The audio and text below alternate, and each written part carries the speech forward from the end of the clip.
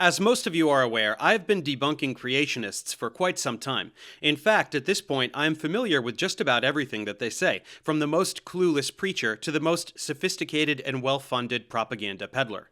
Because of this, I thought it would be worth my time to create an in-depth series debunking virtually every creationist talking point, which others can use as a handy resource. Instead of focusing on debunking specific creationists, this series will focus on the things they collectively say. So the purpose of the series is not to expose anyone in particular, but rather to arm the viewer with the ability to immediately discredit anything a creationist says. You may find this useful if you're going to debate a creationist, or if you have a creationist in your family and you're tired of their misinformed lectures over dinner. Whatever the case may be, if you need a handy guide to combating creationists, this is the place for you. Now, before diving in, we should quickly note that there are different types of creationists. Let us define and organize them in order from most unscientific to least unscientific. First up, we have scriptural, literalist, flat earth, geocentric creationists. They reject literally all science and pretend that Earth is a little terrarium made by their deity. To justify this, they reference Bible passages like Psalms 93:1, which says the earth does not move, Revelations 7:1, which references the four corners of the earth, and Genesis 1:6 that references the firmament, a solid dome over the earth. They believe the earth is a few thousand years old, populated by creatures whose forms are precisely as their God created them. This is the absolute bottom of the barrel. Next up are your standard young Earth creationists. They are very similar to the previous category, but they don't believe the Earth is flat. They still take everything else directly from Scripture, namely that everything was created by their God in 6 literal days, around 6,000 years ago. They sometimes make a meager effort to reference certain aspects of geology and other sciences to justify this belief. They are shockingly numerous. Next is gap creationism. This puts a time gap between the first two verses of Genesis so as to propose that the initial creation of everything occurred, and then, many years later, there were the 6 days of creation to produce the living organisms we see today. This is just a bit more scientific because it allows for an older universe and Earth than young Earth creationism, so they typically don't dispute certain aspects of geology and astronomy. Day-age creationism is similar, but proposes instead that the 6 days of creation are not literal days, but periods of unknown length, possibly millions or even billions of years. This again is an effort to make creationism compatible with geological and astronomical time. Next is progressive creation, which posits that there were many separate creation events over time. This is an attempt to explain the fossil record through the lens of creationism, thereby accepting that many forms trace a clear lineage through the paleontological record, but that divine intervention is responsible for this proliferation rather than natural processes. So it accepts aspects of biology and paleontology in addition to astronomy and geology, while denying most of evolutionary biology in particular. Next, there is intelligent design. Ideologically similar to progressive creation, it is a political movement spearheaded by the Christian propaganda mill called Discovery Institute that arose due to a backlash towards the previously utilized term, creation science. Intelligent design is a rebranding campaign that attempts to intellectualize creationism, avoiding negative connotations of shifty preachers to present itself as scholarly. To do so, they tend to be the most accepting of select scientific principles, such as geological time, common descent, and many other concepts that are firmly rejected by young Earth creationists, but nevertheless remain firmly pseudoscientific when it comes to molecular and evolutionary biology, claiming that naturalistic principles are incapable of explaining the complexity and variety of living organisms. I have an entire playlist specifically debunking the figures in this organization should you find yourself wanting more detailed information about this propaganda. Wrapping up, there is theistic evolution, which is more or less accepting of evolutionary principles, but maintains that a deity sporadically intervenes and has a plan for the whole thing.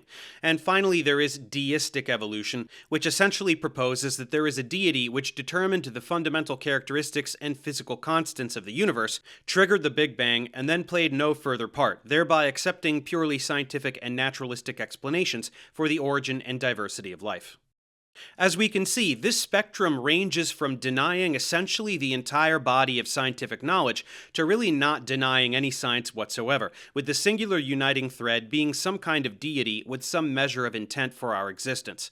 Positing the general existence of a deity is a philosophical position that can't be firmly proven or disproven in any empirical manner, so this series will make no attempt to do so. Instead, we will be focusing on the firmly established scientific principles that creationists deny to one degree or another.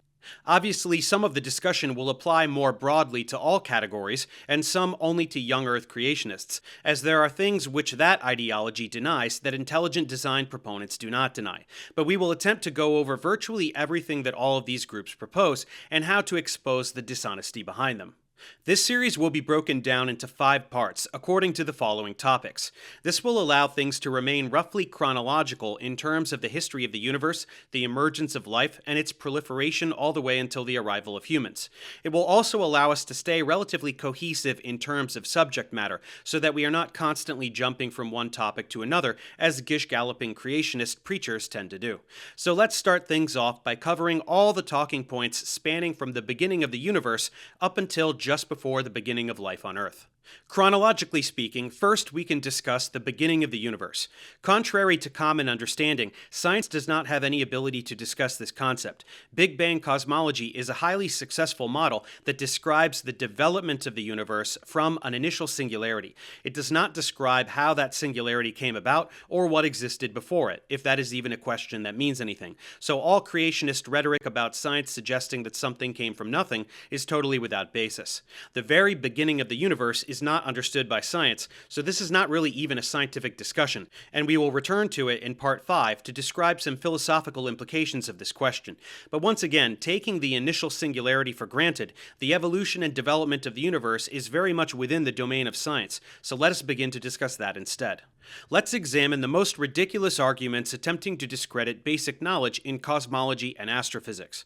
Many creationists deny Big Bang cosmology because they do not understand it and deliberately misrepresent it. Young Earth creationists in particular tend to picture a kablooey graphic with fully formed planets and comets tumbling out, which indeed would be preposterous. Of course, this has nothing to do with actual cosmology. Keeping things as brief as possible, out of the initial singularity emerged pure energy, which quickly congealed into matter, a plasma of quarks and leptons, which over subsequent epochs formed baryons like protons and neutrons. From unthinkably high temperatures, the universe rapidly cooled, and a few minutes after the initial singularity, there was a brief period called Big Bang nucleosynthesis, where it was cool enough for protons and neutrons to exist, but still hot enough for them to fuse, just like they do inside stars. And that's where lots of helium nuclei and some lithium nuclei formed. A few 100,000 years later, it was finally cool enough for nuclei to couple with electrons, allowing neutral atoms to form, and all this matter had been collecting into gas clouds by gravitational influence all the while, continuing to do so now as atomic matter for millions of years. When enough hydrogen gas collects and compacts into a small area, the immense gravitational pressure triggers fusion and a star is born. This was the era where stars and galaxies first formed. The most massive ones burned through their fuel the most rapidly, producing heavier elements. When they died in massive supernovas, they created all the rest of the heavier elements and spewed this material out into the universe. This collected again and formed other stars, this time with diverse enough material that planetary systems could form along with stars in protoplanetary disks. Our solar system formed in such a manner about 10 billion years after the Big Bang, and our planet Earth was part of that system formation. That was an incredibly abbreviated and oversimplified account of much of the field of astrophysics, so please visit my tutorials on astronomy and astrophysics if you would like much more detail on these processes as ammunition against creationists. But again, they tend to not have even heard any of the above information, so their arguments against Big Bang cosmology are typically ridiculous. They will say that if everything emerged from a big explosion, everything should be moving in the same direction outwards from the explosion. So how are certain things moving towards each other, like specific stars and galaxies? How is it that Venus exhibits retrograde rotation, spinning the opposite direction of all the other planets? One need only specify that, apart from the Big Bang not being an explosion, our system formed 10 billion years after the Big Bang due to totally unrelated processes, and that in general, stars didn't form for about 200 million years. Typical responses from young earthers are always saturated in incredulity, asking how it is that we could know anything about these phenomena. In such cases, you can try your best to explain everything in greater detail, and some may even be willing to learn, but most won't. So it is often easiest to simply point out that they are making an argument from incredulity, which is always a garbage position to take. Do they understand how their iPhone works? No. Is it therefore magic? Of course not. One can also make it clear that astronomy is perhaps the most observational branch of science, as we can simply look through telescopes and see what's going on in the universe. We can see protoplanetary disks. We can observe star formation in various stages within nebulae. We have a profound understanding of stellar dynamics and where the elements come from. We use spectroscopy to analyze the composition of stars and to see which molecules are capable of forming in the vacuum of space. Encourage them to visit their local observatory and make their own observations, and to ask questions that the employees will be thrilled to answer. Most will refuse, which says a lot about the willful nature of their ignorance, which you may point out to them. Pivoting from incredulity regarding well-substantiated science, more intelligent creationists will bring up what is called the fine-tuning argument. It applies to the physical parameters of the universe as understood by science, so it does not support young Earth creationism, but could be seen as supporting deistic evolution, at least at face value. The universe has a number of physical constants, or quantitative values, pertaining to fundamental characteristics that one might propose could potentially have had totally different values. These would include the fundamental unit of electric charge found on the electron, the ratio of the mass of the proton to the mass of the electron, the magnitude of the strong nuclear force, the gravitational constant we refer to as big G, the cosmological constant that determines the rate of the universe's expansion, and several others. It is often said by creationists that if any of these parameters differed from their current values by even a few percent, that life would be impossible, and in some cases, star formation or even atom formation would be impossible.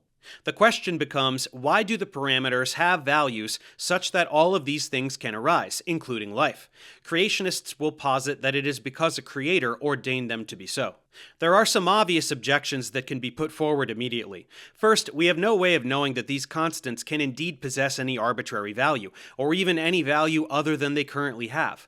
The values may be much more constrained than we can currently explain, or they may even have existed for some initial time period in some kind of superposition of multiple values, with a particular set of values subsequently coming to dominate for one reason or another. Beyond this, the narrowness of the range of values that permit life are often overblown by creationists. Many have tolerances of an order of magnitude or more, not the fraction of a percent that is typically proposed by those making this argument. It should also be stated that some other totally different set of parameters could have led to completely unimaginable structures which led to life in some totally different way. It just wouldn't have looked anything like us, as it would be made of some other particles that don't even exist in our universe. Furthermore, without a complete understanding of quantum physics, it is impossible to know how many of these constants are truly independent. It could be that there is only one such constant that all the others depend upon in some way. One constant coincidentally allowing for life is much more statistically acceptable than a dozen or more. It also seems a bit strange that a universe so finely tuned for the explicit purpose of life would, as far as we are aware, take over 10 billion years for life to emerge, and in so few places so as to be undetectable from our vantage point, perhaps even indeed in only one place among an endless universe of emptiness, sparsely spotted with structures totally inhospitable to life. If the purpose of the universe was life, there should be a lot more life. Other explanations have also been put forward, such as the potentiality for a multiverse, meaning many universes, each having a different set of physical constants. Just as there are trillions upon trillions of planets, with sentient life potentially on very few, pondering why their planet happens to be able to harbor life, there could be just as many universes, with sentient life only around to ponder the parameters of its universe in those universes that can harbor life. This is known as the anthropic principle. Observations can only occur in universes that permit observation, as nobody is in the universes that do not permit life to speculate about why that is the case. However, the notion of many universes is rather speculative ad hoc reasoning with no empirical basis, so it is not the best argument against the fine-tuning proposal. Suffice it to say that it is an interesting thing to think about, evoking notions not just of a potential deity, but even our universe as a programmed simulation made by some other technologically superior non-deities. As deistic evolution is by far the least unscientific version of creationism, it is not important to dwell upon, so we can continue with creationist talking points that specifically contradict science. Going back to specific aspects of Big Bang cosmology, some creationists will learn basic astrophysics terminology in an effort to pretend they can refute scientific methods for determining the age of the universe. It should be made clear that the accepted value of 13.787 billion years, plus or minus 200 million years, is supported by a mountain of empirical evidence from multiple lines of inquiry. First, this can be derived from measuring the expansion of the universe through the redshifting of galaxies as a function of distance. Sources of visible light that are moving towards an observer are blue-shifted, meaning the waves get bunched up, while those moving away from an observer are red-shifted, meaning the waves get stretched out. Just like how an ambulance will have the sound waves from its siren pitched up while approaching you, and then pitched down once they pass you. The farther away the galaxy is, the greater the red shift, which tells us how much the universe has expanded since that light was emitted, and this data can be plotted to get something called the Hubble constant. The reciprocal of the Hubble constant will give us an estimation for the age of the universe. Then there is the ratio of hydrogen to helium in the universe, which is about 3:1. That there is so much helium indicates that the universe was once hot enough to fuse protons and neutrons, which is explained by the nucleosynthesis aspect of the Big Bang model. No other model can account for this observation in general, and they certainly cannot account for this precise ratio that is specifically predicted by the duration of the nucleosynthesis epoch as demanded by the model. Finally, there is the cosmic microwave background radiation, something which was specifically predicted by Big Bang cosmology and then subsequently observed. This is a perfect black-body spectrum permeating the cosmos, which is a remnant of the recombination epoch, when electrons first coupled with atomic nuclei and relaxed to the ground state, emitting photons and causing the universe to become transparent for the first time. This occurred 380,000 years after the initial singularity, and since has been stretched out by the expansion of the universe to measure 2.7 Kelvin with extreme isotropy, meaning the same in every direction. This isotropy indicates that it was generated during a time of thermal equilibrium, something which only makes sense in the context of Big Bang cosmology, which had predicted and estimated this radiation to be around 5 Kelvin prior to its detection.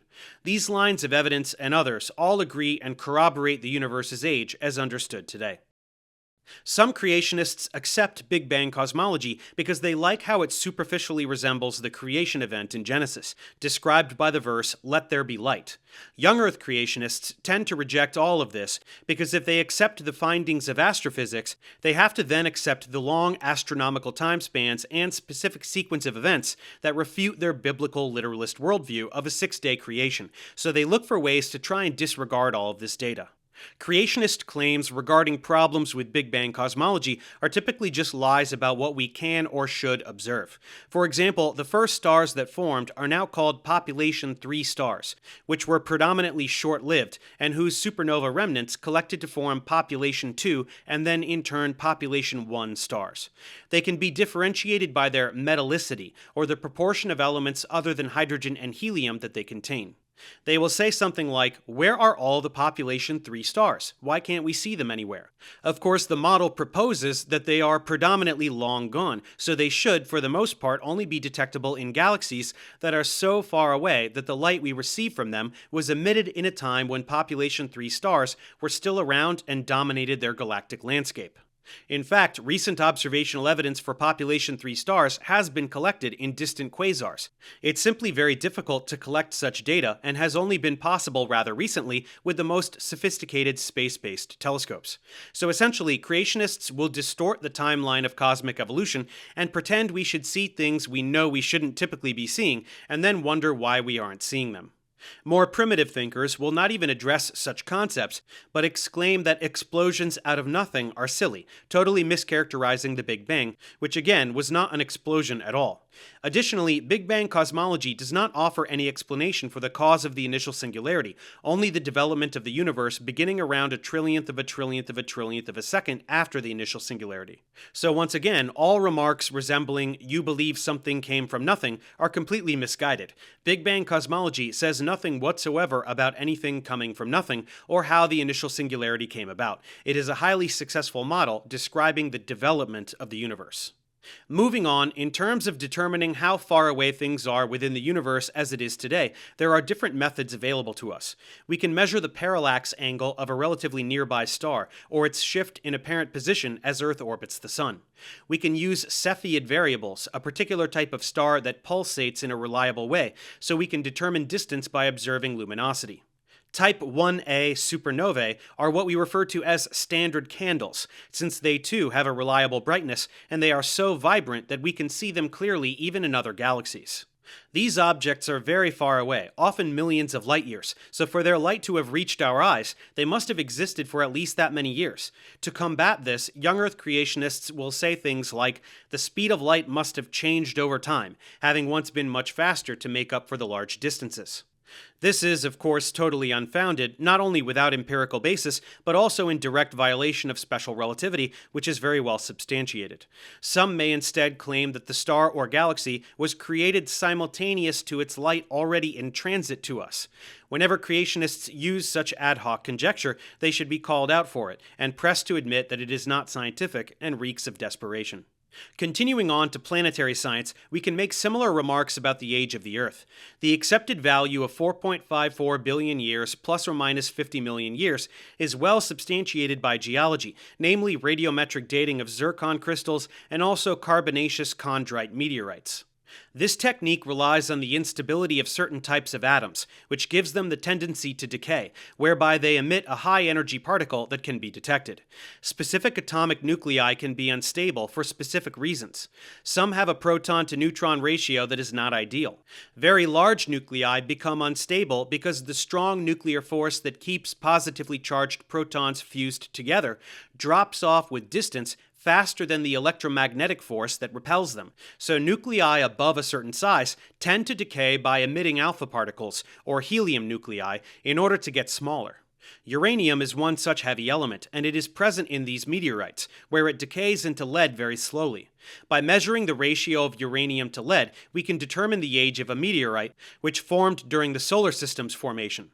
Furthermore, this can be done with two different isotopes, as uranium-235 decays into lead-206, while uranium-238 decays into lead-207. So utilizing both of these decay chains and comparing respective values is a great way to corroborate the age to ensure no material has leached out of the rock.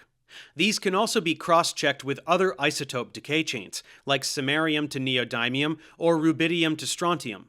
For other objects, we can use other dating methods, including one of dozens of other radioactive nuclides with totally different half-lives. Creationist responses to such data are typically denial and more ad hoc reasoning. They will say that decay rates have changed over time. This is totally baseless. Decay rates are based on the inherent stability of nuclides, which have nothing whatsoever to do with any kind of external environmental conditions. Nuclides decay at precisely the same rate in a vacuum as they do under any set of external stimuli.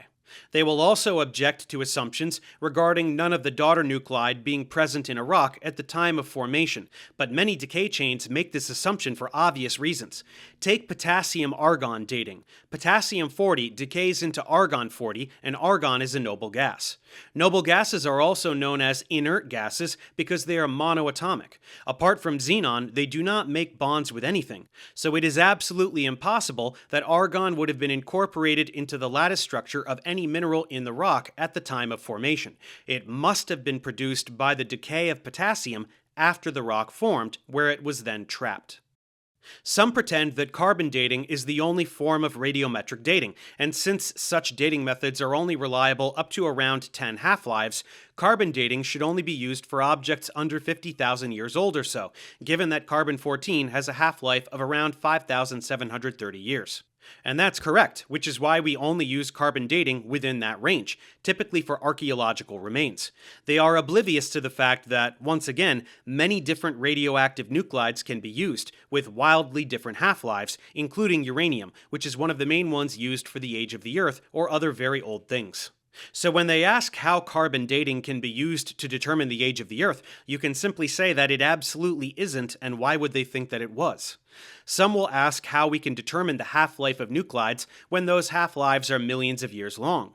Of course, we can measure decay over literally any time span, whether an hour or a week, and plug this data into an equation to determine the half-life. Decay is happening all the time, even for more stable nuclides, because the number of atoms in any macroscopic sample is enormous beyond comprehension. So we simply measure the disintegration rate and do some math, which is quite trivial. For younger objects, instead of radiometric dating, we can look at varves, which are small rhythmic sediment deposits, as well as ice cores, tree rings, and other geological or biological features with a reliable cyclical nature. In fact, we often use one of these in conjunction with radiometric dating as a way of corroborating a date. When multiple techniques agree on an age, it corroborates the age beyond reasonable doubt, as the probability of getting precisely the same erroneous date multiple times is statistically unreasonable. Then when it comes to the age of the Earth prescribed by young Earth creationists, it is absolutely trivial to demonstrate that the Earth is much older than 6,000 years. The earliest archaeological site we have discovered is Göbekli Tepe, which dates to at least 10,000 years ago, and there are even trees that are currently alive that are more than 6,000 years old. Young Earth beliefs regarding the age of the Earth are based on Irish Archbishop James Ussher, who used clues from the Bible to set the creation of the Earth as being October 23rd, 4004 BCE, which of course is the antithesis of proper scientific methodology. A subjective analysis of fictional mythological events does not compete with the rigor of empirical analysis, which involves quantifiable predictions that are vindicated to high degrees of precision, and anyone who disagrees is simply not coming from a place of reason. Moving on from the age of the Earth to the age of geological features, we get to stratigraphy and the geologic column. This is something that creationists fixate on relentlessly because it so immaculately and single-handedly demolishes all of their claims. The bulk of what needs to be said on this topic has to do with the fossil record, so we will return to this in Part 3, where we look at paleontology, but a bit can be said from the standpoint of geology as well. To begin, our understanding of geological processes grew quite a bit in the 19th century. We began to understand the processes of sedimentation, the rock cycle, essentially how all of these geological structures form, and that it takes millions of years.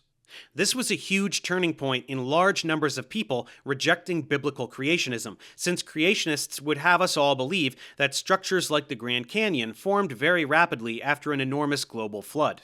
First, the existence of beaches proves that this is not possible. If sediments could be packed to form rock layers in such brief time spans, sediments would be scarce. They'd just all be rock. Second, the rate of sediment deposit to form these structures would be ridiculous, something like a meter per day. Again, this is not something that is physically possible, and the proof is that localized flooding does not produce any such structures. Continuing with the idea of a global flood, we can also discuss the problem of where all the water came to cover the entire Earth, since that is not a thing that exists.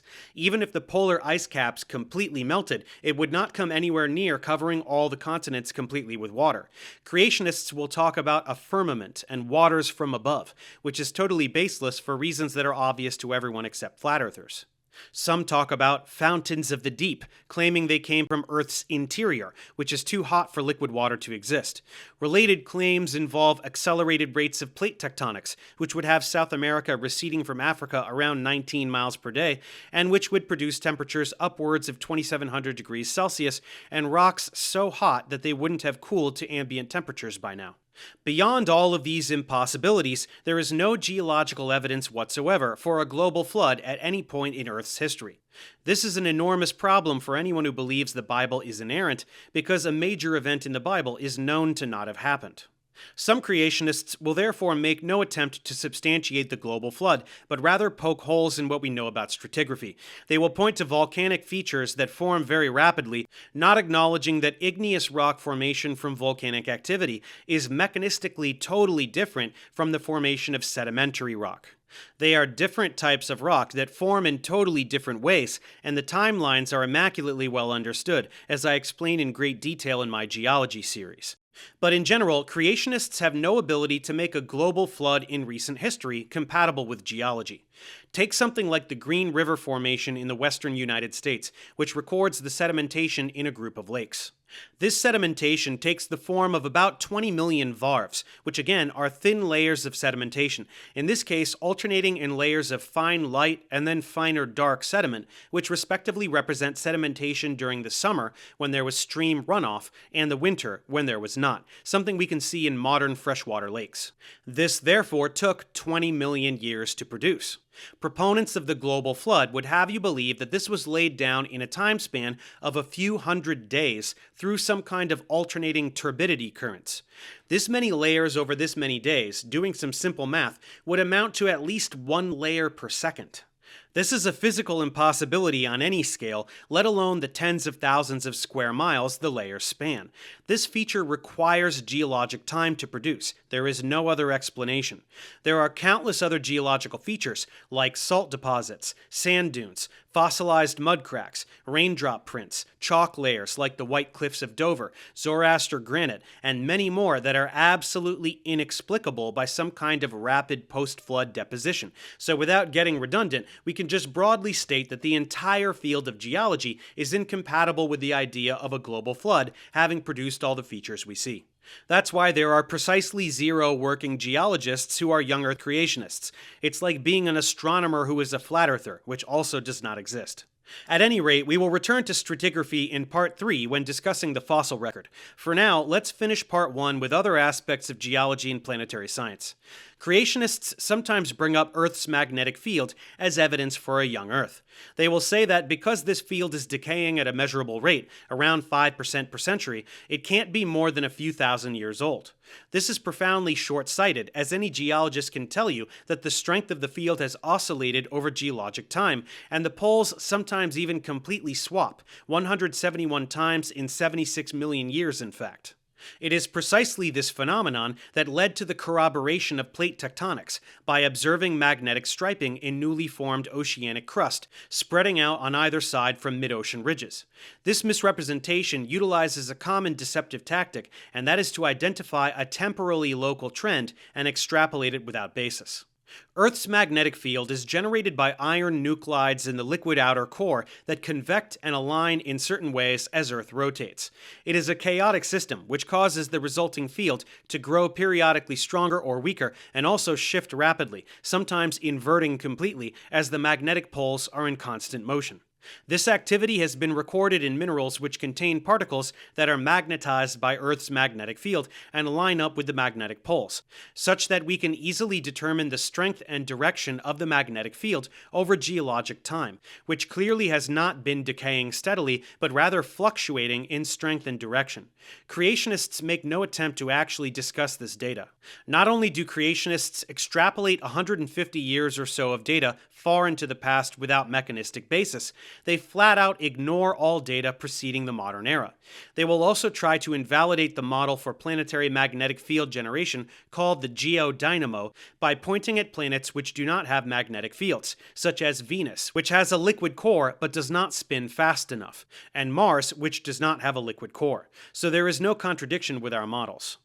A similar case can be laid out about creationist claims regarding the moon. Specifically, the moon is receding from the Earth very slowly as it orbits, a few centimeters per year. This is due to the tidal bulge on the Earth that the moon produces, which causes Earth's rotation to slow down slightly, and this loss of angular momentum is compensated by the moon speeding up and moving farther away. This has been happening for about 2.5 billion years, which means that a day on Earth has been getting longer for that time period as well. Around 1.4 billion years ago, a day was only 18 hours and 41 minutes. Creationists will take this rate of recession, again extrapolate erroneously, and calculate that a little over a billion years ago, the moon should have been touching Earth, so neither the moon nor the Earth can be as old as we think. However, this is a gravitational phenomenon, and the gravitational force between two objects depends on their masses and the distance between them. That means the rate of recession can't be constant as the gravitational influence changes as the moon recedes. This is confirmed with paleontological evidence regarding periodicity of the tides, which can be used to determine that lunar retreat was about half the current rate around 650 million years ago, and around 2/3 of that 2.5 billion years ago. That the recession was slower when the moon was closer makes perfect sense, given the stronger attraction, so there is no contradiction with this data nor our figures for the age of the Earth and moon. Beyond the erroneous extrapolations, it is important to note the hypocrisy of creationists when they pretend that things like current rates of nuclear decay can't be presumed to be consistent over long time spans, but then proceed to make such assumptions regarding things like changes in magnetic field strength and rate of lunar recession when it suits them. Cherry picking has no place in science. At any rate, that wraps things up with creationist talking points regarding cosmology and planetary science. Let's move forward and tackle another big topic, abiogenesis.